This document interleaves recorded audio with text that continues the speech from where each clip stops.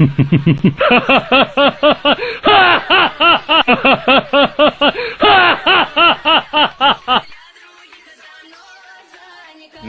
uni shahardan olib ketgan bo'lsa, axir Jinko darajali ovchi-ku. Lekin bunaqa katta olmonchidir. Uni yo'q qilish juda ham qiyin. Agar bu ishda quzg'unlarning qo'li bo'lsa, katta ehtimol bilan, albatta bu katta ehtimol bilan men taxmin qilgan aka-ukalar. Bu aniq, chunki o'rtamizda kattagina nizo bor. O'sha zindonda men uning akasini o'ldirgan edim. Albatta o'zimni himoya qilish uchun. Lekin agar Jinkoga biron narsa bo'lsa, men o'zimni va ularni hech qachon kechirmayman. Uni hali ham to'qmadinglarmi? Yo'q janob. U nima, hayotidan to'yganmi? U Son Jinvoga juda ham past nazarda qarayapti. To'g'ri, ikkalasi ham es darajali ovchi.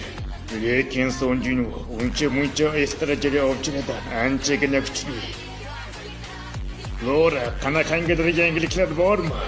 Men Hvan Doksuning o'tgan oydagi harakatini kuzatishga muvaffaq bo'ldim va u jadvalda kuzatmagan joyga ketma-ket 3 marta borgan. Bu juda shubhali. Hozirroq barcha yigitlarimizni o'sha yerga yubor. Men ham sizlarning ortingizdan boraman. Tezroq harakat qiling, tez. Xo'p, sizni tushundim, albatta.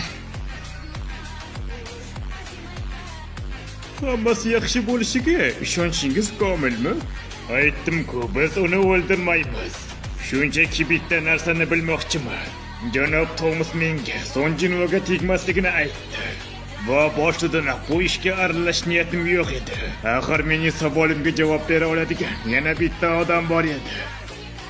Qo'y, o'rningdan tur. Meni yaxshilab eshit. Men sendan bitta narsani so'ramoqchiman.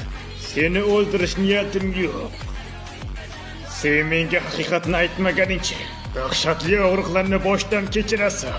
Xo'sh, aytishga tayyormisan, bolakay? Qani boshla. Yo'q. Basharay menga yoqmayapti.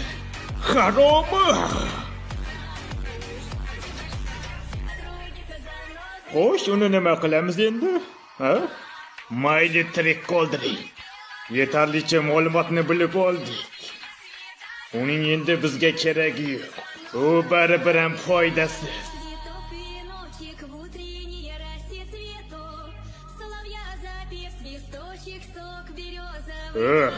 Bu yana nima bo'ldi? Orkmi?